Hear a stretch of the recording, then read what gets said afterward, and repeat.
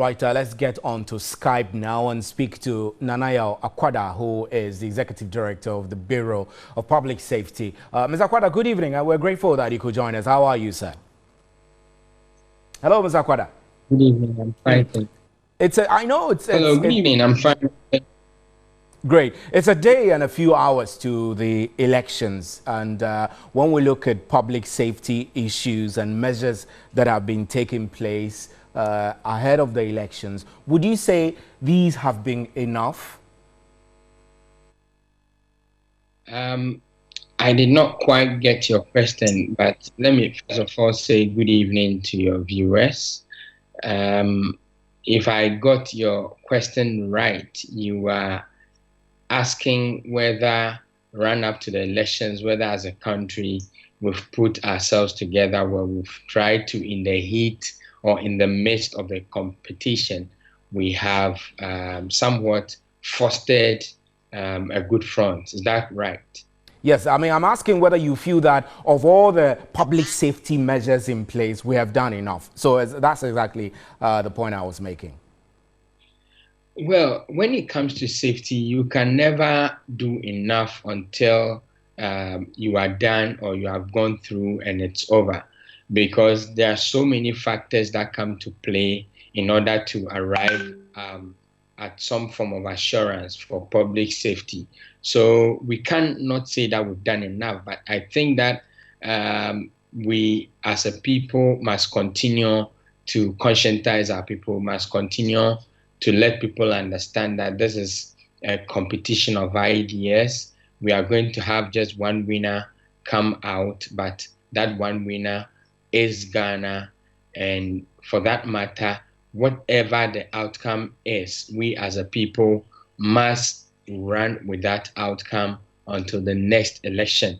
We must understand that we are very young, like I echoed some time ago, I think a couple of days ago on your network, that we are very young in this exercise. We must be accommodating to mistakes. We must accommodate shortfalls here and there. We must understand that at the end of the day, we are building a nation, and that's what we must commit to.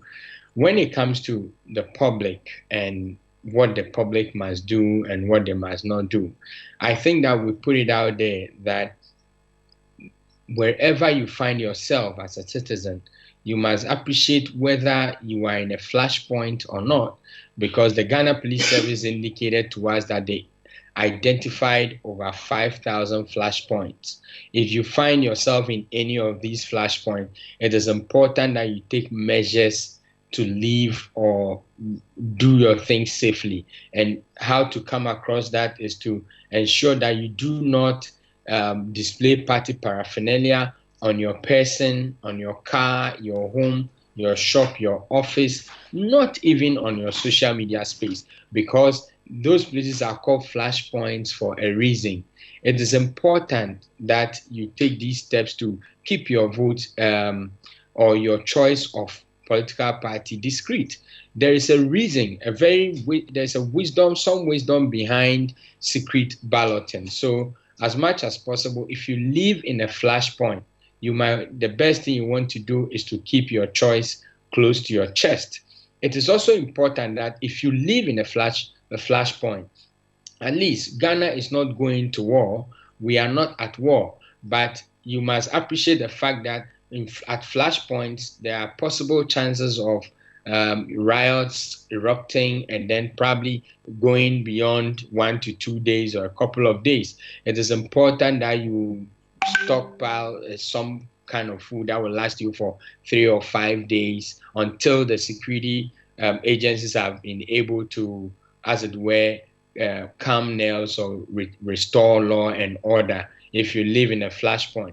If you do not live in a flashpoint and you live in places where they understand the game, they understand what partisan politics is all about, you also want to take a few steps to ensure that you are safe on election day. On election day, indeed, go to your polling station where you registered to vote, get verified, cast your vote, and leave peacefully. That is not a place for you to go and engage in political arguments, political debate, you might disturb the process at the polling station. It is important that if either you arrive at the polling station and you have issues, you do not go about screaming on top of your voice or shouting on EC officials. You must ask for the returning officer or ask for the law enforcement agent who is in charge of the place and lodge your complaint with them. Once that is done, you can expect that they are going to deal with it peacefully in an appropriate manner for you. It is also important that between now and Wednesday, and probably a couple of days after Wednesday, party executives, party leaders, opinion leaders who are very visible in the areas where they live, they must understand that they are a very useful target for robbers and armed robbers. Right. And so it is important they do not carry, plenty bulk cash on them, because they are a very useful target.